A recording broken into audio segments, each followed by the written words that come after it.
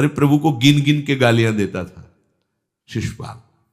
ये जब शिशुपाल प्रकट हुआ तो बुआ का ही लड़का था, 4 भुजाएं थी। तो इसके जन्म उत्सव के समय फिर श्री कृष्ण बलराम जी भी गए हुए थे। तो आचार्य ने जन्म कुंडली उस समय बाची कि महावीर होगा, ऐसा ऐसा सब वर्णन करते रहे और कहा ये उन्हीं के हाथ से मारा जाएगा जिसकी गोद में डालने पर इसकी 2 भुजाएं हट जाएंगी। तो वहां जितने आए हुए थे रिश्ते नातेदार, समाज के श्रेष्ठ श्रेष्ठ जन, सबकी गोद में शिशुपाल को, और जे भी भगवान श्री कृष्ण की गोद में डाले 2 भुजाएं गिर गई। रो करके उनकी बुआ ने कहा कि मैं भिक्षा मांगती हूं कि मेरे बालक की आपके हाथ से हत्या नहीं होनी चाहिए, तो उनका 100 अपराध क्षमा करता हूं। तो उन्होंने सोचा 100 अपराध काहे को करेगा, का 100 अपराध तक मैं इसे बिल्कुल कोई दंड नहीं दूंगा, वचन देता हूं। ये जब से तोतली वाली बोलना शुरू किया तब से भगवान को गालियां देना शुरू किया था। इसका स्वभाव ही ये वैर, पूरा ऐसा वैर, भगवान को गालियां देता। जिस समय सब धर्मात्माओं राजाओं की सभा भरी हुई थी और भगवान श्री कृष्ण की अग्र पूजा हुई, सब तो सह गए, शिशुपाल खड़ा हो गया और ऐसे कटु वचन बोले। महाभारत में लिखा, हमने स्वाध्याय में पढ़ा था, ऐसे कटु वचन बोले कि कोई भी नाराज हो जाएगा उससे। तो पहले भीमसेन खड़े हुए और कहा कि अपने बड़ों का सम्मान करना सीख, चूंकि भाई ही लगता है, जैसे कुंती बुआ ऐसे भगवान की वो बुआ का दूसरा है, ये लड़का है। सम्मान करना सीख, अगर तू ऐसे ही बोलता रहा तो यही मैं तेरा गला काट दूंगा। ऐसे कहा बैठ जा ब्रकोदर, बहुत खाने वाला, तू क्या मेरे से लड़ेगा। भगवान ने भी इशारा कर दिया। जब देखा कि ये बोलता ही चला, भीष्म जी खड़े हुए और भीष्म जी ने कहा मैं श्री कृष्ण के चरण आसक्ति चित्त वाला हूं, अगर अब एक भी शब्द यहां बोला इसने तो मैं किसी की नहीं सुनूंगा, इसको नष्ट कर दूंगा। और दोनों सभाओं के सर पर पैर रखता हूं, जो श्री कृष्ण का विरोध करे उसके लिए मैं पर्याप्त हूं। भगवान ने कहा चुप रहो, शांत रहो, सबको बैठा ला। वो गिनती शुरू किए थे, 98, 99 का शिशुपाल सावधान, जो तुम्हारी माता को वचन दिया था बस एक शब्द रह गया है, आगे मुझे दोषी कोई न ठहराए। 100 तक क्षमा करने की बात कही थी। जे ही, वो तो रुकने वाला थोड़ी था, जे ही आगे बोला सुदर्शन जी के द्वारा उसका वो परम उद्धार हुआ जो बड़े बड़े ऋषि मुनियों के लिए बड़ा दुर्लभ पद कहा गया है। गोपीजनों ने सौंदर्य माधुर्य निधि भगवान को अपना कांत माना, प्रीतम माना। एक ही वृत्ति, कितनी गजब की वृत्ति गोपीजनों की है कि सब कार्य करते हुए कृष्णाकार वृत्ति है। बेचने दही जा रहे हैं, बोल रहे कोई कृष्ण ले ले, दामोदर ले ले, माधव ले ले। कैसी वृत्ति है, देखो कैसी उच्च कोटि की अवस्था है। किसी भी भाव से हमारे प्रभु से जुड़ जाए तो इच्छा द्वेष द्वंद्वों से वो मुक्त हो जाए। और जब तक ये ठीक है, ये बेठीक है, इस तरह के द्वंद्व तुम्हारे हृदय में बने रहेंगे, तब तक मूढ़ता रहेगी और उससे पतन होता रहेगा। संसार का संबंध दृढ़ होता है इच्छा से। बहुत सुंदर बात है, संसार का संबंध दृढ़ होता ही है इच्छा से।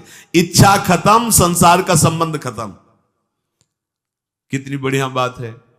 पर हम भागे घूम रहे हैं इच्छाओं की पूर्ति के लिए।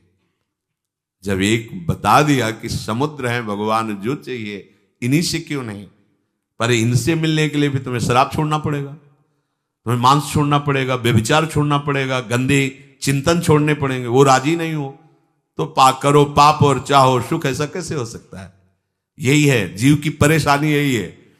वो ये चाहते हैं कि हे संत महात्मा, हे भगवंत, हमको छूट दो, हम खूब गंदे आचरण करें और आप हमसे सेव संतरा रुपया पैसा ले लो और आप ऐसा आशीर्वाद दो कि हमारी उन्नति होती रहे, दुख न मिले, हमें सुख ही मिलता है। कभी स्वप्न में भी नहीं हो सकता। तब लग कुशल न जीव कहूं, सपने हूं मन विश्राम, जब लग भजत न राम कहूं, शोक धाम तज काम।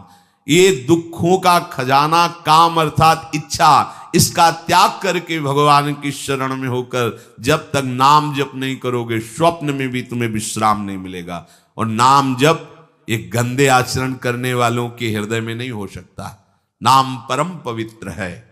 ये तभी होगा जब आपका खान पान सात्विक हो, आपका वातावरण सात्विक हो, आपका बोलना उठना बैठना सब सात्विक हो, तब नाम भगवान कृपा करेंगे आपकी जिह्वा। फिर कौन सी इच्छा रह जाएगी, कौन सी इच्छा रह जाएगी? अरे आप विश्वास कीजिए, ये जितनी इच्छाएं हैं सब स्वाप्निक हैं। जब आप सच्चा विवेक धारण करेंगे तो आपसे पूछा भी जाएगा कि जबरदस्ती केवट से कह रहे ले लो, वो कह रहा आप कछुनाथ न चाहिए मोरे, नहीं चाहिए। प्रहलाद जी कह रहे हैं वरदान मांगो, हमारी आज्ञा का पालन करो, तो कह रहे हाँ आपकी आज्ञा का पालन करता हूं, हे नाथ मुझे यही वरदान दीजिए कि आपसे भी कोई इच्छा न रहे। ये वरदान मांगा कि आपसे भी कोई इच्छा। आप सोचो क्या है ऐसा भागवतिक रस कि जिसको वो मिला तो भगवान से भी कह देते। और भक्त तो बड़े विचित्र विचित्र है, वो भगवान से कहते तुम्हारी इच्छा क्या है प्यारे, बोलो हम पूर्ण करते हैं। तुम्हारी इच्छा क्या है, हमारी तो कोई इच्छा ही नहीं, आप बोलो आपकी इच्छा क्या है, आप क्या चाहते हो, मैं कैसे आपको रिझाऊं। ये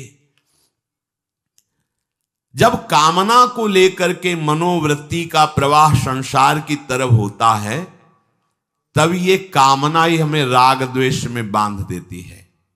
जो महापुरुषों ने उपासना करके शास्त्र स्वाध्याय करके अनुभव किया है, उसे ध्यान से सुनो। इच्छाओं से बचने का उपाय, इच्छा ही आपके बंधन का कारण है, इच्छा ही जन्म मरण का कारण है। इच्छाओं से बचने का उपाय, कर प्रमाद मत बनो आलसी, करो सुचारु रूप से काम, अपना काम स्वयं करने में लाज बड़प्पन तजो तमाम। पहली बात, शरीरधारी को किसी दूसरे शरीर से अपने शरीर की सेवा तब तक नहीं लेनी चाहिए जब तक बीमार ना हो जाए, असमर्थ ना हो जाए, चाहे गृहस्थ में हो चाहे विरक्त में हो।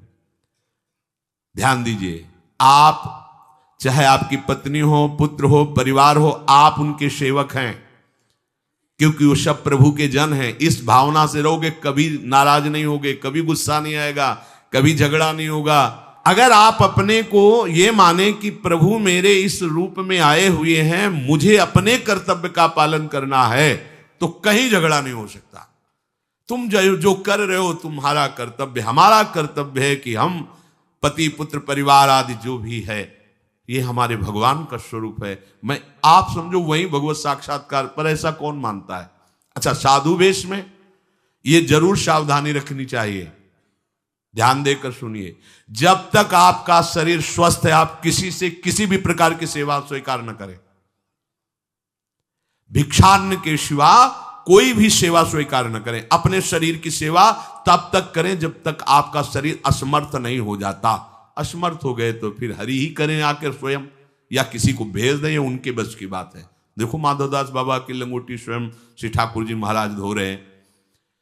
तब तक हमने अपने बड़े संतों को देखा है, बिल्कुल किसी भी तरह की कोई सेवा नहीं स्वीकार करते।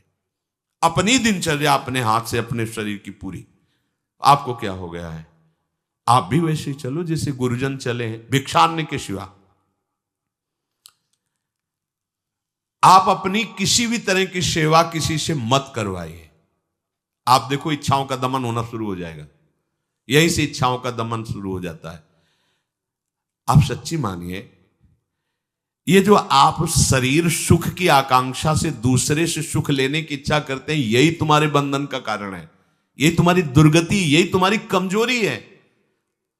जब तक शरीर स्वस्थ रहे, किसी से किसी भी तरह की सेवा मत लो, और अधिक से अधिक सेवा करने का भाव रखो।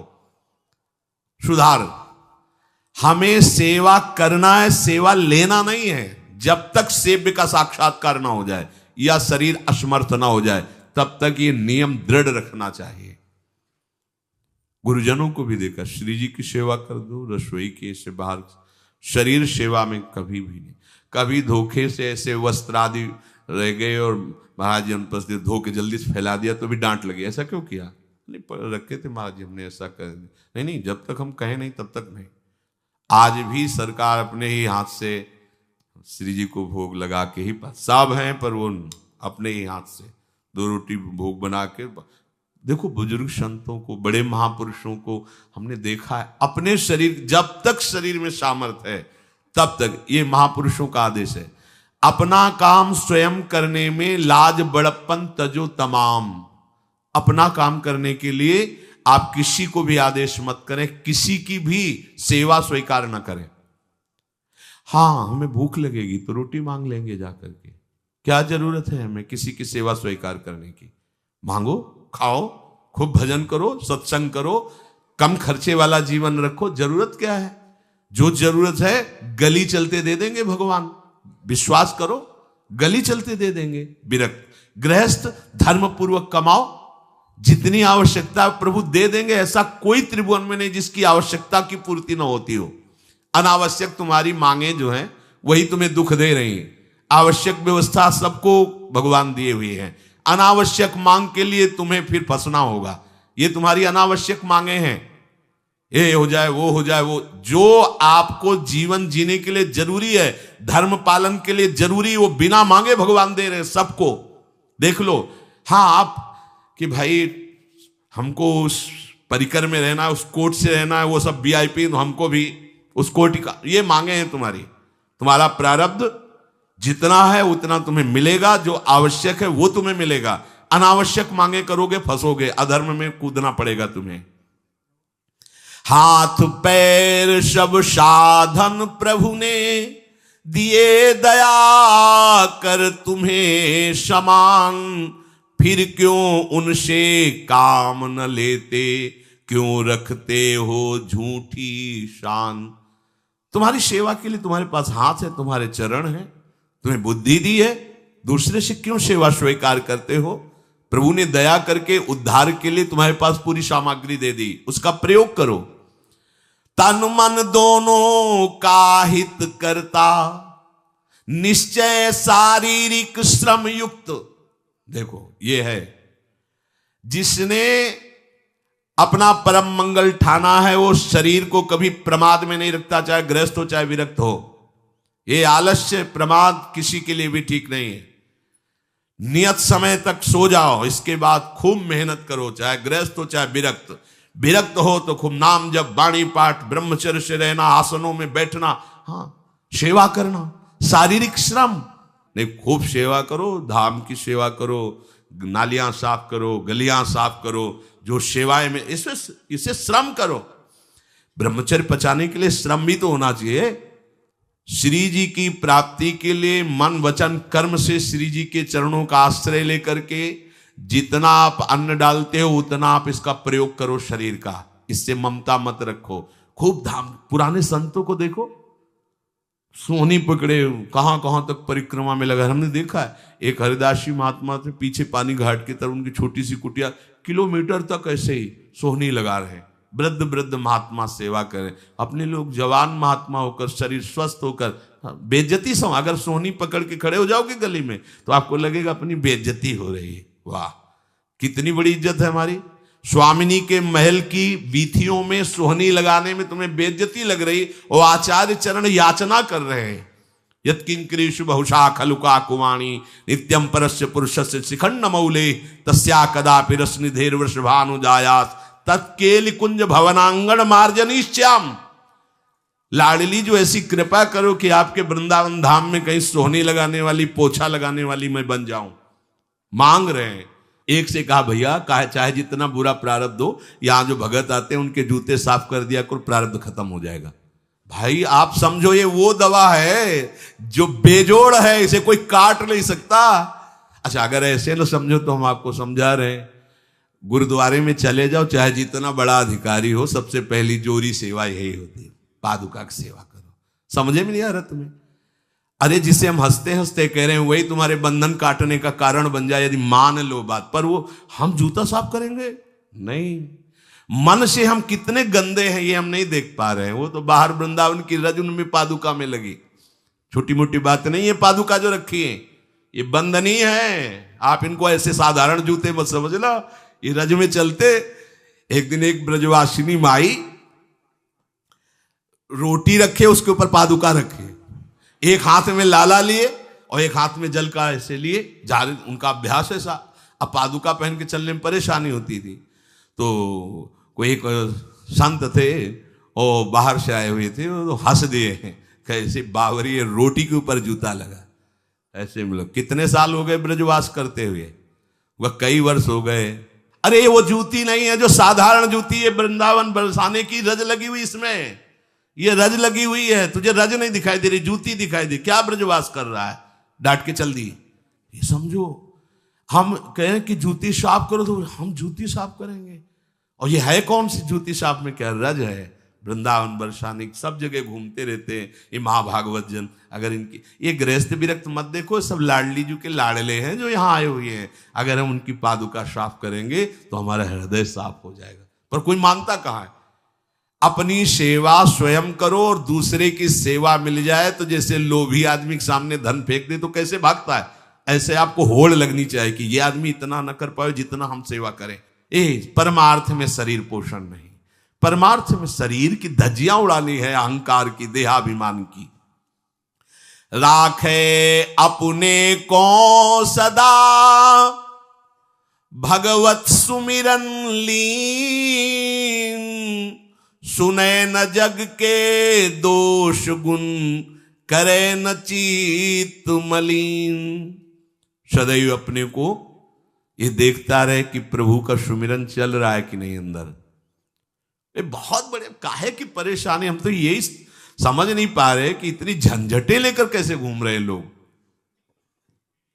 अगर हृदय में राधा राधा चल रहा है, आप व्यापार कर रहे हो, नौकरी कर रहे हो, गृहस्थ हो, विरक्त हो, जो भी, अब आपको चिंता क्या होनी चाहिए। देखो ना, थोड़े दिन ऐसे चल के देखो, हर कार्य बहुत अच्छा होता है जब भगवत सुमिरन पूर्वक आप एकाग्रता पूर्वक कार्य करेंगे, हर कार्य में आपको आनंद आएगा।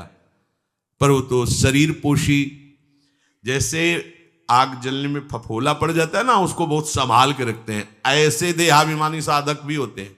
कोई कोई इतना शरीर को सजा के, इतना संभाल के कि लगता है यही भगवत प्राप्ति है इनकी, कि इनके शरीर बिल्कुल ऐसे नहीं। संतों ने देखो ना कैसे अपने शरीर के राग का त्याग किया है, गुरुजनों की आज्ञा में तत्पर होकर धज्जियां उड़ा दी देहाभिमान की, तब उनको परम पद प्राप्त हुआ है। अपने शरीर का राग रखने वाला परमार्थ में कैसे चल सकता है। कब तक फंसे रहोगे विषयासक्ति वासना में हो दीन, अरे कब तक मन में भरे रखोगे दुर्विचार दुर्भाव मलिन। जिन भोगों के लिए हो रहे तुम लालायित सुखमय जान, यही घोर दुख उपजाएंगे, बढ़ जाएगा अज्ञान। इसलिए छोड़ो सब आशा ममता आसक्ति कामना मद अभिमान, एकमात्र शरणागत होकर भजो निरंतर राधे श्याम। प्रभु की आसक्ति हृदय में धारण करो। यही समझ में नहीं आता। चले हो राग त्यागने के लिए, पोषण कर रहे हो शरीर राग का, कैसे बात बने। चलो कोई विषय संसारी है तो लगता है अभी बेचारा है। हाँ, आप लोग बेचारों की लाइन में थोड़ी हो, आप लोग बेचारों की लाइन में नहीं हो। आप जितने भी, चाहे गृहस्थ हो चाहे विरक्त हो, धाम आ गए हो, दीक्षा ले ली है, शास्त्र स्वाध्याय करते हो, सत्संग, आप बेचारे हो, आप भगवत पार्षद हो। पर आप अपने स्वरूप को समझो, ये अंदर की बातें सुधारो। आगे कह रहे हैं कि सुने न जग के दोष गुण, करे न चित्त मलिन। अपने भगवत चिंतन में मगन रहो। कोई तुम्हें यदि किसी की निंदा आदि सुनाने लगे तो उसे मत सुनो। पूछे कछु कछुए कहे, को आए के पास, सुन ले कछु बोले नहीं। सब ते रहे उदास, पर निंदा पर दोष के, कथन सुनन में लोग। जो आनंद अनुभव करें तो लहे नरक के भोग। तुम्हारे पास आकर कोई तुम्हें दूसरे की निंदा सुना रहा है, और अगर तुम्हें हर्ष हो रहा है, कैसी बात, कोई नामदाता सदगुरु की निंदा करे, तुम सुन लिए, कैसे तुम्हारे इस पाप का प्रायश्चित होगा? सुनने और कहने वाले दोनों को एक ही दंड मिलता है बराबर। तुम अपने गुरुदेव की निंदा सुन ली, तुम अपने आराध्य देव की अवहेलना की बात सुन ली। उपासना नहीं है, कहीं देहाभिमान है कि हम तो गुरु श्रेष्ठ है ना, गुरु जी की निंदा होती हमारी वंदना हो रही। परिणाम में लड्डू मिलेगा, खा लेना, परिणाम पक्का। पर निंदा के कीते आवत नहीं कछु हाथ, मूरख पर्वत पाप को ले चल अपने साथ। वैष्णव निंदा, भक्त निंदा, गुरु निंदा, ये तो बहुत ही भयानक है। भक्तन निंदा अति बुरी भूल करे जिन कोय, किए सुकृत बहु जन्म के क्षण में डारे खोए। कह रहे जो दूसरे की निंदा सुनने में आनंद का अनुभव करता है उसको भोग मिलेगा। काहे का? बोले नरक का भोग मिलेगा। इसलिए जो तुम्हें ऐसी बातें सुनाने के लिए उत्साहित हो उनसे उदासीन रहो, अर्थात उनसे कोई परिचय नहीं, कोई अपनापन नहीं। हाथ जोड़कर कह दे कि आज तो आप कृपा करके आ गए हो, आगे कृपा करके कभी मत आना। नहीं, आज हम आपका स्वागत नहीं कर रहे, आगे स्वागत करेंगे तो आप सह नहीं पाओगे, इसलिए आप कृपा करके आगे मत आना। हम आपके पास गए नहीं, आप आकर हमारे गुरु की, हमारे इष्ट की अवहेलना की बात करोगे तो आज क्षमा करते हैं, चले जाइए, दोबारा मत आना। चाहे वो कोई भी हो, तुम्हारी निष्ठा में इतनी ताकत है वो झुक जाएगा, उसकी सामर्थ्य नहीं कि वो आगे आ जाए। अगर हमारे कोई इष्ट की, आचार्य की या किसी भी नाम जापक की कोई निंदा करता है, हम सुनते हैं और उससे सुख मानते हैं, तो कह रहे हैं उसको नरक का भोग मिलेगा।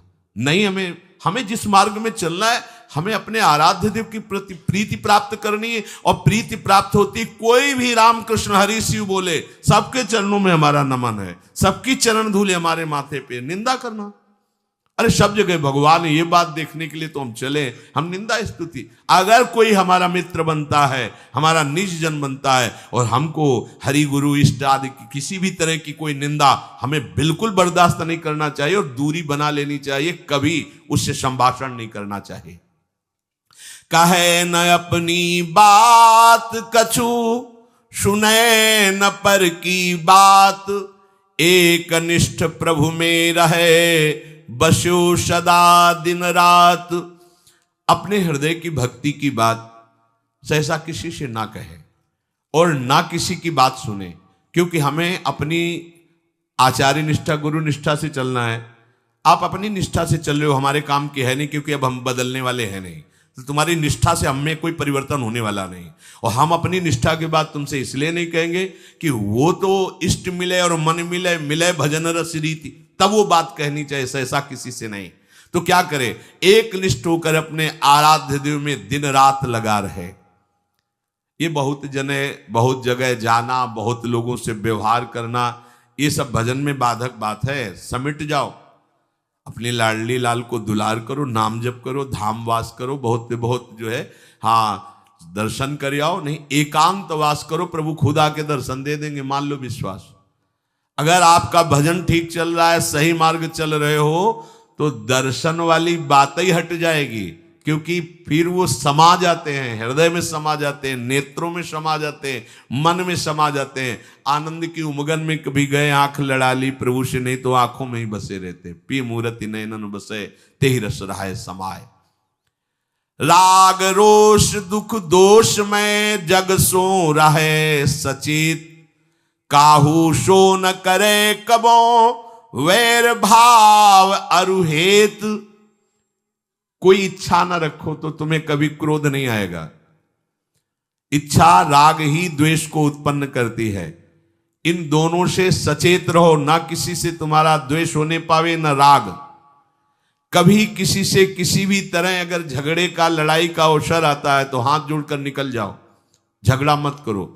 उससे ये होगा कि आपकी वृत्ति बच जाएगी, नहीं तो वृत्ति द्वेष पूर्वक बार बार उसका चिंतन करेगी जब भजन में बैठोगे, और उसके प्रति अशांति, जलन पैदा हो जाएगी। सब सो न्यारो होई रहे, पर खारो हु नहीं होए। सबकी सब कुछ सहे नीति, वो प्रभु को प्यारो होए। समझो बात, सबसे अलग रहो, किसी से अपना मन मत मिलाओ, केवल मन नाम से मिलाओ, प्रभु से मिलाओ, गुरुवाणी से मिलाओ। पर किसी का अपमान मत करो, किसी के लिए ऐसा कड़ुआ वचन मत बोलो कि उसके हृदय मंदिर में बैठे भगवान हैं, उसका हृदय दुखी हो जाए। सबकी सब कुछ सह लेता है जो कोई, वही प्रभु का प्यारा होता है। करे न जग चर्चा कबों, रहे सदा चुपचाप, रही इंकित निज भजय प्रभुता को सेवें आप।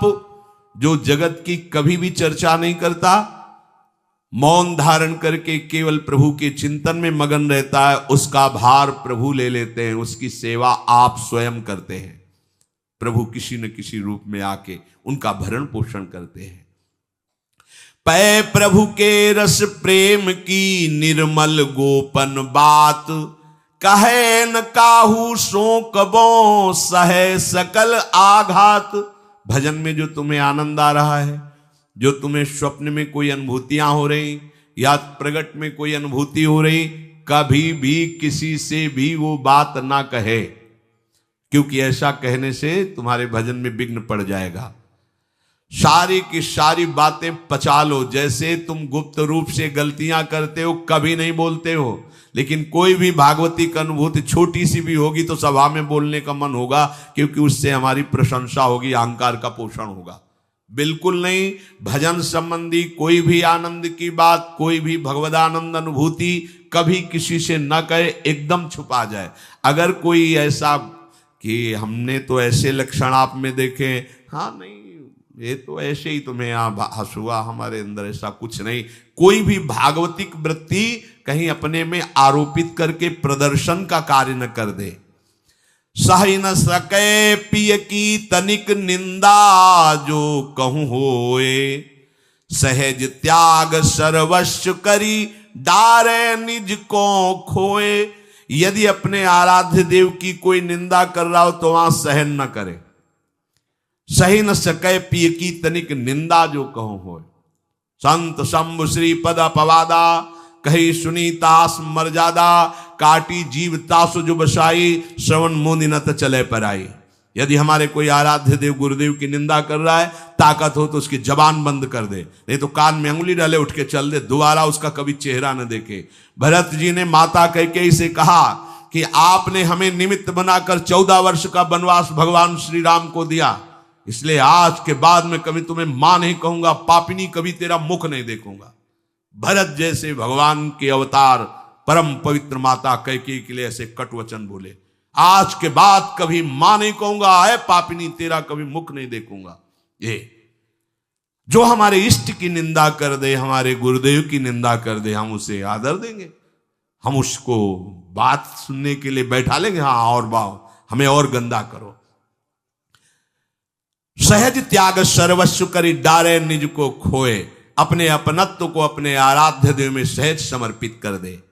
या जग में जाके हृदय ऐसो प्रेम समाए, हरिता को अति चाव सो रखें सदा अपनाए। इस जग में जिसके हृदय में ऐसी निष्ठा होती है, तो हरि उसे अपना मान करके फिर स्वयं उसका भार लेकर इस संसार में रखते हैं, अर्थात उससे वही कराते हैं जिससे जग मंगल होता है। निर्मल या प्रभु प्रेम की महिमा कही न जाए, अति प्रेमी जो श्याम को हरि ही नित्य बसाए। दुख में संतत सुख लहे, सो आवे यही बाट, नाहित क्यों रचना करे, कपट नरक को ठाठ। जो निर्मल भगवत प्रेम है उसको कहा नहीं जा सकता, वो अनिर्वचनीय है। ऐसे निर्मल प्रेमी महात्मा के हृदय में श्याम सुंदर निरंतर वास करते हैं। इस निर्मल प्रेम को जिसे प्राप्त करना हो तो कमर कस ले, दुख का मार्ग है, इसमें दुख में चल करके महासुख में पहुंचा जाता है। कह रहे दुख में संतत सुख लहे, सो आवे यही बाट। भारी से भारी विपत्ति, अपमान, तिरस्कार में भी जो सुख का अनुभव करते हुए भगवत भजन करते रहते हैं, वो जाते हैं उस महासुख परमानंद में।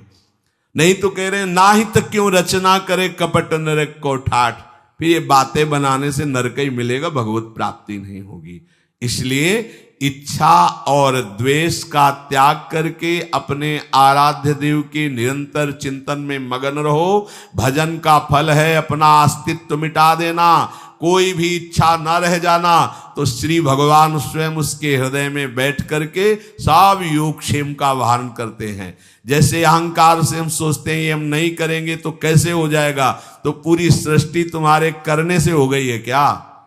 जिन्होंने एक संकल्प में अनंत ब्रह्मांडों का सृजन, पालन और लय करते हैं, करते रहेंगे, उन प्रभु को पहचानने के लिए मनुष्य जन्म हुआ है। यही परम कर्तव्य है, हम भजन करके उनमें लीन हो जाएं, उनको जान जाएं, तो महान दुख से हमारा छुटकारा हो जाए।